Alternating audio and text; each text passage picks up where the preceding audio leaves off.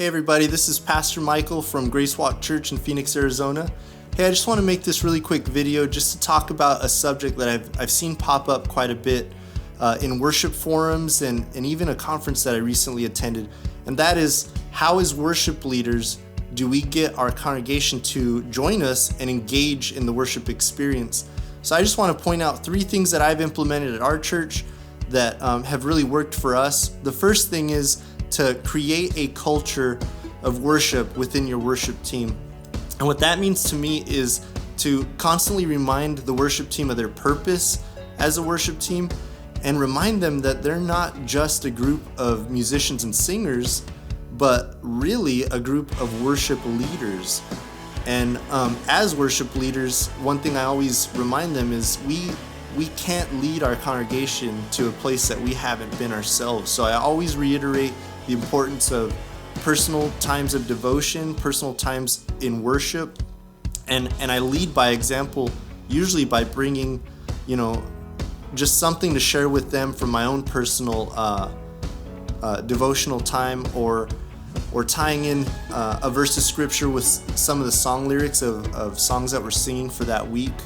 So as often as you meet for sound check, rehearsals, or any time that you guys get together to pray, just reiterate all of these things and make it be a constant theme within your worship team.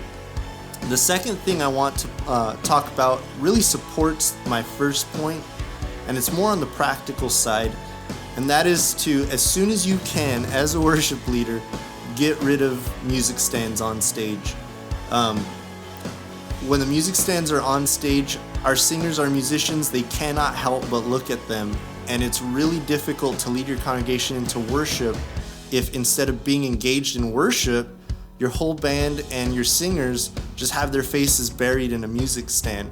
So the sooner you can get your musicians to memorize the songs, get your singers to memorize lyrics in their parts, get rid of those music stands, and then it's going to liberate them. It's one of the greatest things I ever did for our worship team was to get rid of the music stand, because it made them free to be expressive in worship. And when they were expressive in worship, it gave our congregation permission to see them and say, okay, I guess in this church it's okay to lift your hands, it's okay to sing along. So get rid of your music stands as soon as you can. The last thing I want to talk about supports the second point, and that is song key and song arrangement.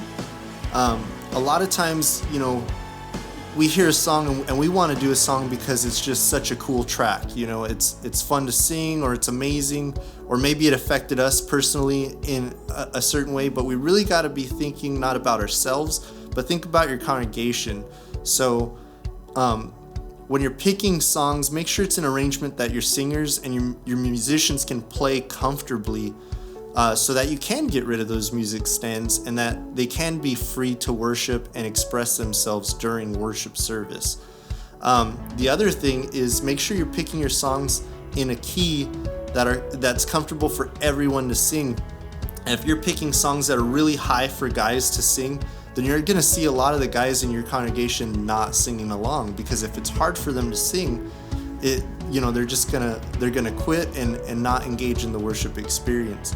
And a good way to know if a song is easy for everyone to sing is when there's parts in unison. If the guys can sing the octave lower comfortably, the ladies can sing the octave higher comfortably, then you know you're in a good key. So again, those are just 3 simple things that a lot of times I see worship leaders just not really thinking about this stuff, but it's stuff we have to consider if we want to see our congregation engaged in the worship experience. Well guys, that's all I have.